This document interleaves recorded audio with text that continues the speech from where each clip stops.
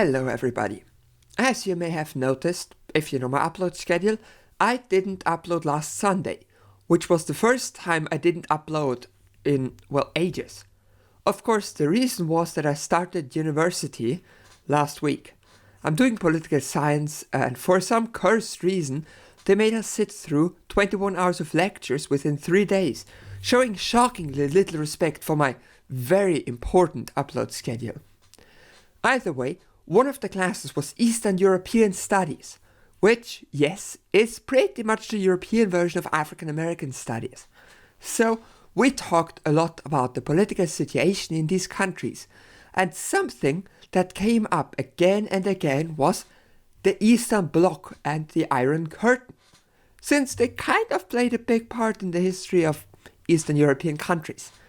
So, I decided that for my YouTube video this week, I will do the Eastern Bloc, because that way I'm studying for university and doing my job at the same time.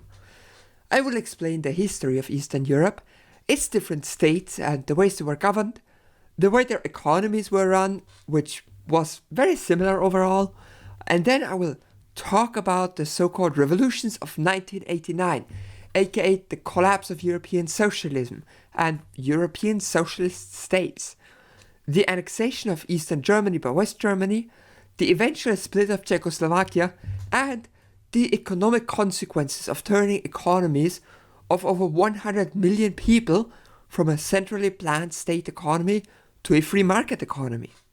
Because, as usual, I make one video a week, and now I even have university to worry about, this video can't cover absolutely everything. Because of that, I will not be discussing any of the happenings outside of Eastern Europe. No Tiananmen Square and no collapse of the Soviet Union. I have videos on both of those already if you're interested. Likewise, I will not discuss Yugoslavia because the dissolution of Yugoslavia was such a mess that it would likely double the length of the video. So instead it will be a future video at some point. And because Under Hoxha, Albania sort of left the Eastern Bloc, I will be ignoring it as well. So ultimately, the countries we will focus on today are, from top left to bottom right, Eastern Germany, Poland, Czechoslovakia, Hungary, Romania and Bulgaria. That should make for about 30 minutes or so of video. So, here it goes. As you know, in the past 120 years, Germany did 4 major things to influence the history of Europe. Starting World War I, losing World War I, starting World War II, and losing World War II. When they were losing World War II, they were at war with both the state socialist USSR and the capitalist UK and USA. The USSR, UK and US held multiple conferences discussing how to rebuild Europe once the fascists had been defeated. Most notably, the Yalta Conference, in which they decided on temporary occupation zones. All occupying forces were supposed to let the occupied peoples choose their own government in a democratic manner. That's why the USSR didn't make Poland or Romania part of itself, despite already being a union of very different nations. It was because the Western Allies wouldn't have that.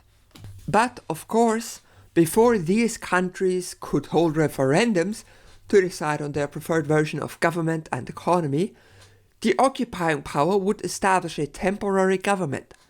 Unsurprisingly, in the West, all of them became capitalist, and in the East, all became state socialist. In the West, the Americans used the fact that their economy wasn't bombed to destruction and began sending a lot of aid to all countries that would take it.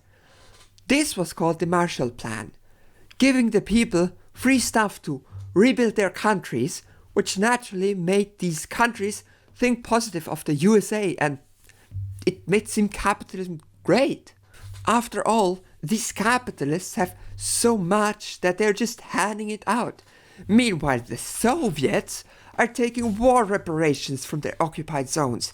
Clearly the fault of socialism, and not the fact that the USSR was almost completely destroyed by 4 years of bloody war that killed 20 million people.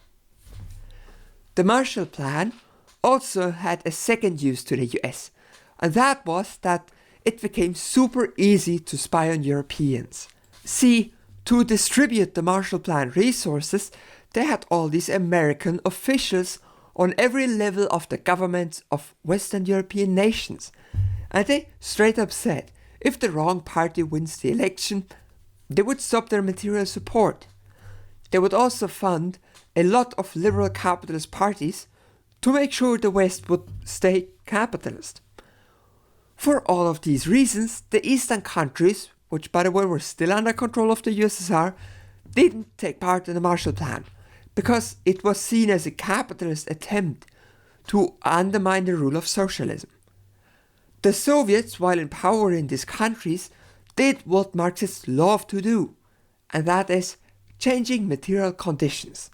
See, like any good Marxist, they thought that changing material conditions would eventually change all of society towards a socialist one.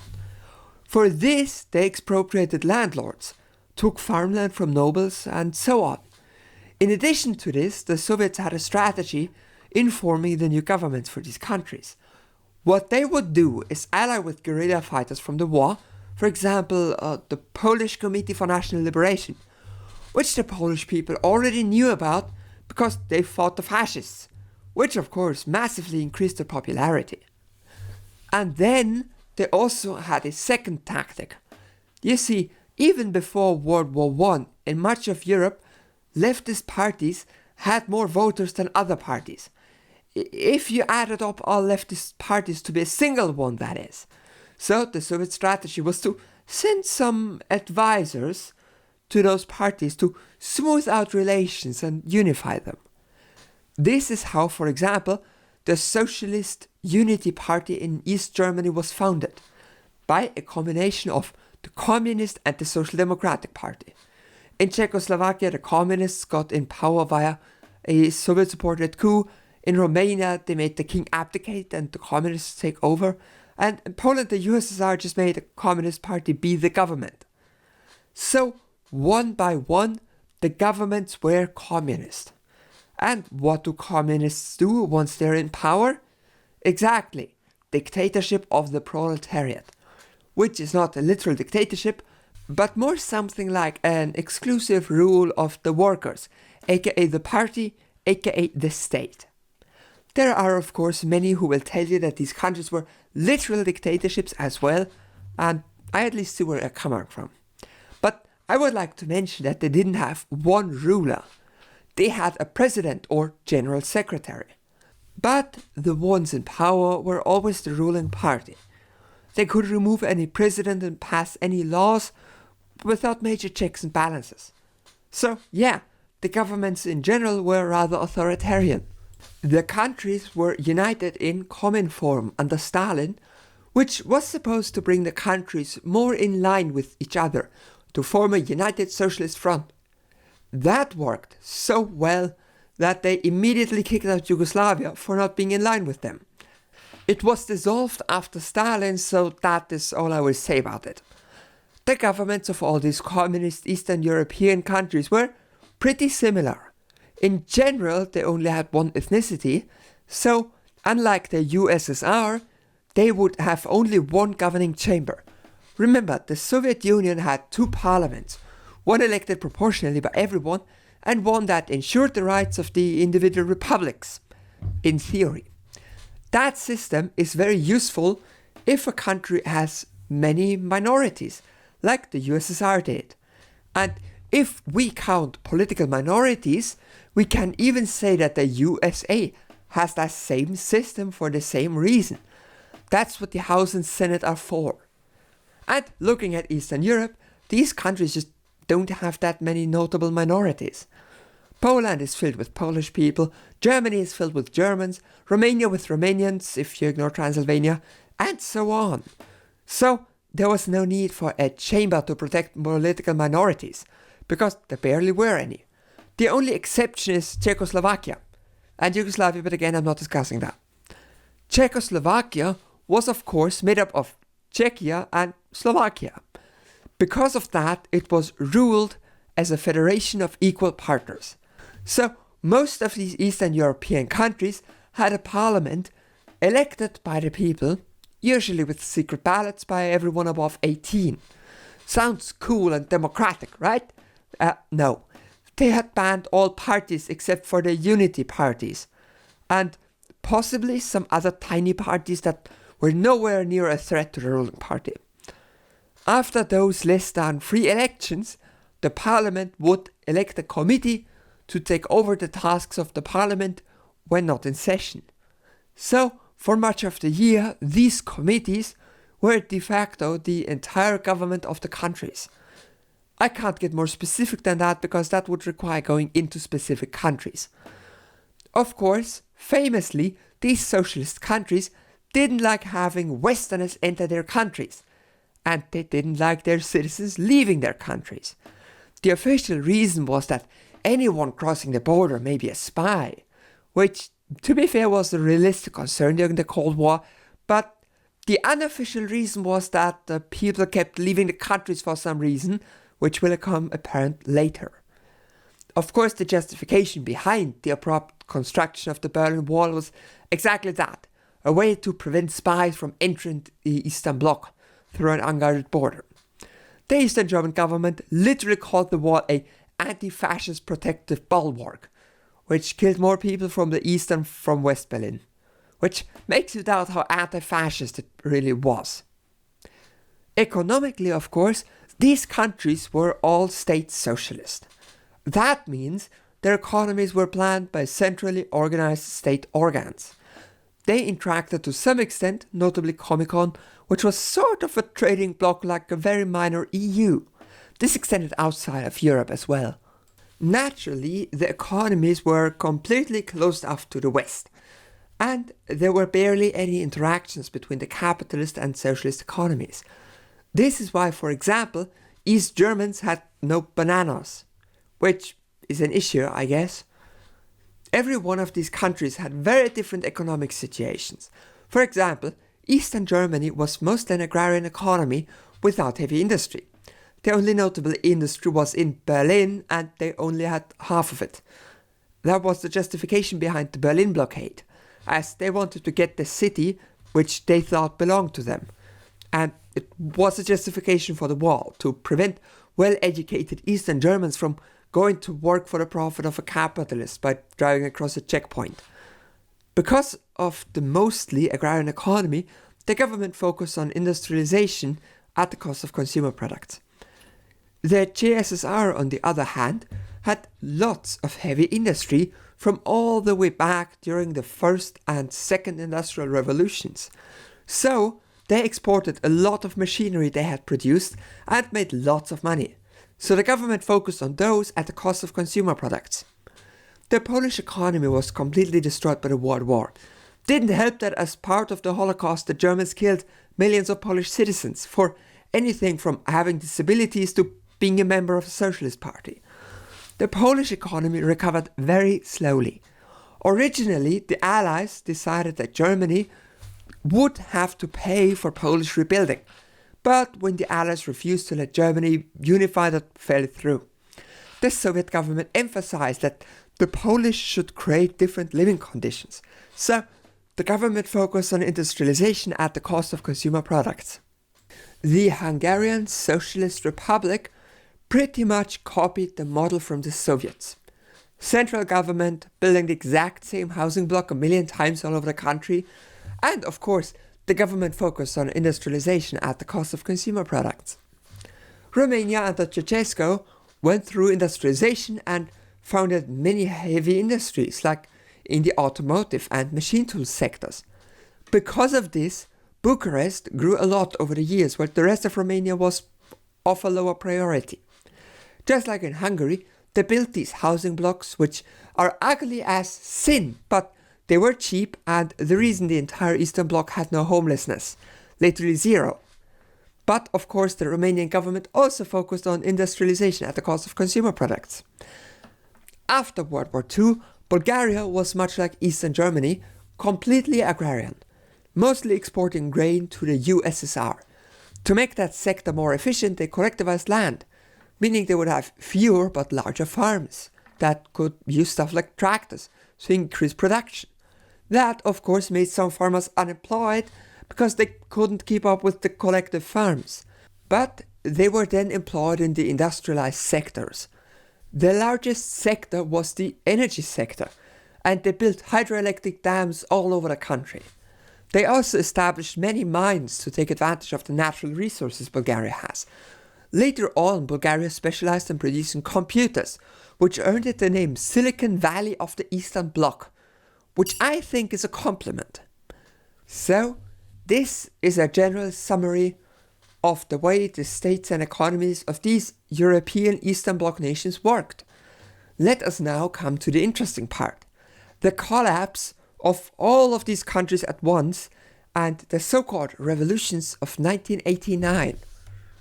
It all started almost a decade before the year after which it was named. In 1980, there was a movement called Solidarity in Poland. It was a union formed from people who were not okay with the current communist government. As you know, socialists love unions as they are the expression of labor power. So the Polish government quickly set about banning the union, declaring martial law and arresting the leaders. The people didn't like that, and the Solidarity movement became more popular.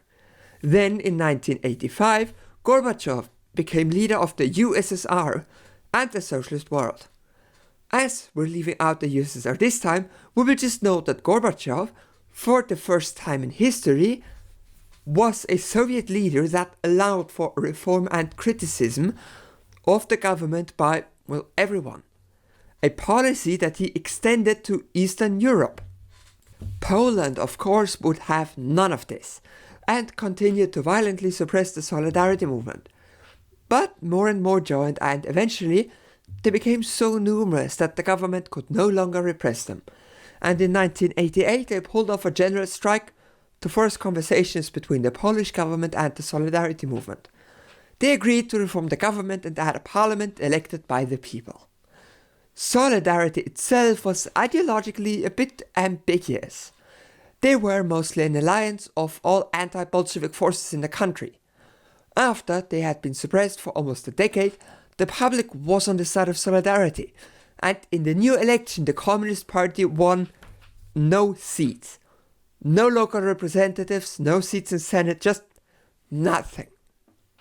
Now, you may be worried a bit, because if you paid attention in my Cold War video, you know about the Brezhnev Doctrine, which was a Soviet policy to use literal tanks against civilians to prevent Eastern Bloc countries from turning away from Soviet Bolshevism. But Gorbachev assured them that there would be no such thing under his rule, before going back to privatizing the Soviet economy. Following this, the Hungarian government changed towards a more reform-minded one. Note, there was no election. The party just appointed different people and they decided to provide liberalization. For example, they legalized non-government union and freedom of association, assembly and the press, which kind of makes me think that they planned this ahead, like to reform as soon as the Soviets said they weren't going to invade. Of course, with the free press, there were suddenly anti-communists and they went on protests and stuff. So eventually they decided on an election and the anti-communists won. And then this guy, Otto von Habsburg, yes, the heir of the actual Habsburgs, for some reason became politically relevant and suggested opening the border to Austria, which they did, which caused the Iron Curtain to fall apart completely over the next 2 years. The Hungarians opening the borders opened up a way of migrations for East Germany. As you know, there was a wall between East Germany and the West, but there was no wall to Hungary. So, a lot of Germans went on holidays in Hungary to spontaneously visit Austria and never return. Austria did what it always does when refugees are approaching and basically told them, Germany is that way. East Germany was led by a Stalinist hardliner named Honecker. While the governments in Poland and Hungary were at least somewhat ready to accept reform, the East German one was also definitely not. They closed the border to Poland and Czechoslovakia, meaning they had no friends left. And when people started protesting, they sent in the police to beat the shit out of the protesters. The protests kept happening every Monday. And despite press censorship, the people knew about them, just from word of mouth. So every Monday more and more people showed up. First 1,000, then 8,000, then 10,000, and then Honecker said he had enough of them. And he ordered the militias, the police, the Stasi and the military to shoot and kill at the next Monday protest. This is only a few weeks after the Tiananmen Square, remember that. But before that Monday, Gorbachev was visiting East Germany to celebrate 40 years of East German independence, and in his speech to the parliament, he urged them not to kill everyone and to accept reform. Honecker decided that Gorbachev was a traitor to the revolution, that he wouldn't accept any reform, and he even banned Soviet newspapers he disagreed with. Because remember, Soviet newspapers were free now. So there was the Monday. Tens of thousands of armed state forces with orders to kill met 70,000 protesters, and they refused to fire. Not even one got themselves to shoot at their fellow workers for the sake of listening to party officials. The week later there were 120,000 protesters, likewise without government violence. Then the Socialist Unity Party removed Honecker as General Secretary and established someone less willing to kill tens of thousands of civilians. They quickly opened the border to Czechoslovakia again and worked on a way to enable East Germans to visit the West. They fucked up a press briefing, so someone accidentally said that the borders were open, even though the soldiers at the checkpoints still had orders to shoot. 500,000 people showed up in Berlin to go to the West. The border guards had never even heard about the new travel law, but in the face of thousands of people storming the checkpoints, they just let them through. And there went the wall. East Germany then made it legal to cross the border anywhere, just to retroactively explain why everybody was going to the West now. Eventually they held democratic elections, and the most popular party was the so-called Alliance for Germany, which was much like the Polish Solidarity Party, just a union of everyone who didn't like the communist government, including some social democrats. They got the largest minority, so they decided on the chancellor, and within the year negotiations between the West and East German governments decided to unify the country.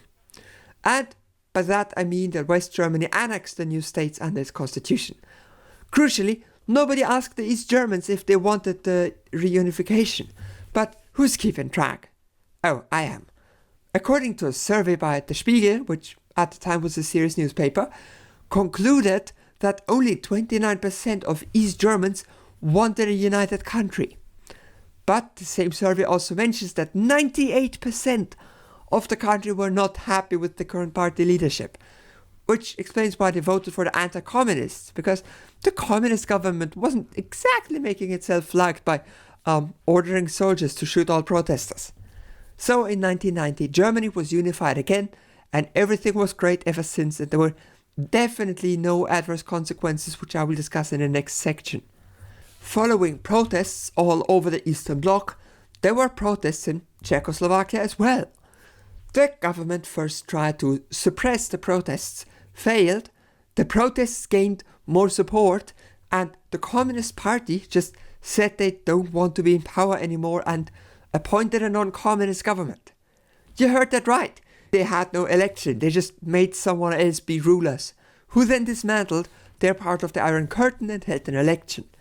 Eventually Czechia and Slovakia agreed that there is no point in even being one country instead of two, and they split peacefully. In Bulgaria it was the same story as in other countries. Protests, attempts to suppress the protests by the government, the communist government giving up its monopoly and power, and losing an election to the new united capitalist parties. Then the party abandoned Marxism, Leninism, and called itself the Socialist Party instead of the Communist Party. But by far the worst thing in the revolutions of 1989 was what happened in Romania. While all other Eastern Bloc countries, besides China I guess, allowed and gave in to protests, The Romanian General Secretary, Ceausescu, wouldn't. Essentially, there were protests. He suppressed them. He held a speech and they booed him, so he ordered the military to kill them all. Originally, the military listened to him and shot at the crowds, but then they changed sides after Ceausescu allegedly had the Minister of Defense murdered, which the soldiers under his command didn't like. So they got tanks and started running into government buildings, as you do. Somehow that worked and they arrested Ceausescu, held a trial and executed him.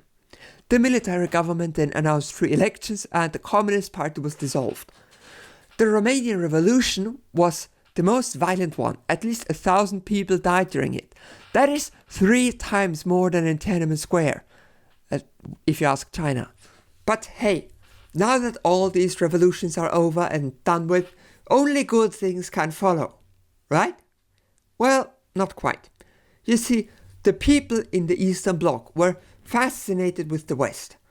As you and I know, the West had far more consumer products for people because the communist government liked to prioritize industrialization at the cost of consumer products. So the people of the Eastern Bloc believed that if they became capitalist, they would also get all these nice things and better wages and so on. That is why they elected anti-communist parties. They were incredibly optimistic that capitalism would be a miracle system that would make Romania as rich as France. Of course, sadly, that was not something that actually happened. The question of all these countries faced was, how do you transition a completely state socialist economy into a capitalist free market one? Well, there were many ways, of course, but I will focus on Eastern Germany and Poland for the sake of time. In Poland, they tried the so-called shock therapy. They would legalize private enterprise, they stopped all subsidies for state-run businesses, and they froze the wages, leading to 900% inflation. They privatized the businesses, aka handed them over to whoever they thought would be good at leading a business, aka the friends of the ruling parties. The lack of business subsidies meant all the businesses had to worry about their bottom line, so 14% of the population were suddenly unemployed, which is significant because in a state socialist economy, or at least the state socialist economies that happened in Eastern Europe, there was no unemployment. Because businesses weren't completely profit-oriented. They would hire people even though they didn't 100% need them. You can say that this is bad because it means people doing pointless jobs, but I would rather have a pointless job than no job at all. Eventually, Poland became the most developed former Eastern Bloc country, and it's commonly seen as the best case of a transition from state socialism to capitalism. Yes, even the best case at a 900% inflation and 15% unemployment. And I've not even mentioned the drop in life expectancy that came with the reduced funding of the healthcare system. Stories like that come up all around the former Eastern Bloc. Of course, many of the privatized businesses from there were then outcompeted and destroyed by foreign capitalist businesses with more money. But that's just what the free market does. But the story for Eastern Germany is a different one, so I will explain it separately. When Eastern Germany was annexed by the West, they had a problem. And that was that because they had dissolved all East German governments, they didn't have a government agency to take charge of all the government-run businesses. So they decided to create a so-called Treuhand, which ran these businesses. They naturally were completely run by capitalist West German economies who fired lots of people, 2.5 out of 4 million that is. They also closed whole businesses and sectors of the economy, leaving entire factory towns without the way to survive. And worst of all, the Treuhand would sell the businesses that they had under control. Who did they sell it to? Well, West Germans and Americans, of course. Why not East Germans? Because they didn't have enough money to get to rule their own businesses. So in effect, for 40 years, all workers in East Germany worked to improve their businesses, paid taxes that funded the East German economy, and then at some random point they lost the right of control over all of it, and foreign powers took over the whole economy and destroyed the livelihoods of millions. This is why some leftists say that Eastern Germany was colonized by the West. Because besides the fact that they were both Germans, this is exactly what imperialism is. And, of course, these issues are still relevant today. German politicians are overwhelmingly West German. Businesses in the East are owned by the West. In the East, unemployment is higher and wages and life expectancy are lower. But of course that it's not just an East German thing, it's a thing in the whole former Eastern Bloc. They still have lower standards of living than the countries in the West. And as a matter of fact, a lot of the people who lived under socialism back then say it was actually better in retrospective. They were just blinded with the promises of consumer products. So yeah, that was the history of the Eastern Bloc. In conclusion, press F to pay respects or something? I don't know. I hope I was able to give some insight into the last days of European socialism for you. Thanks for watching. Make sure to subscribe for weekly content. And special thanks to Darius the Bird, Eric Betts, Harris Hawk, Xander Carvus, Carissa, Daniel Hyman, Domenic Caroselli, Emily Marigold Klassen, Gabi Gita, Hardington Gordington, Josh C., Glastrup, Lilith Craft, Mamuka Tsiklauri, Marxism Tonight, Nana Ipema, Pote, Raymond DeVille, Red Shock Trooper, Sean Murphy, Skylar Magnum Turner, Stairmaster Chef and Trey.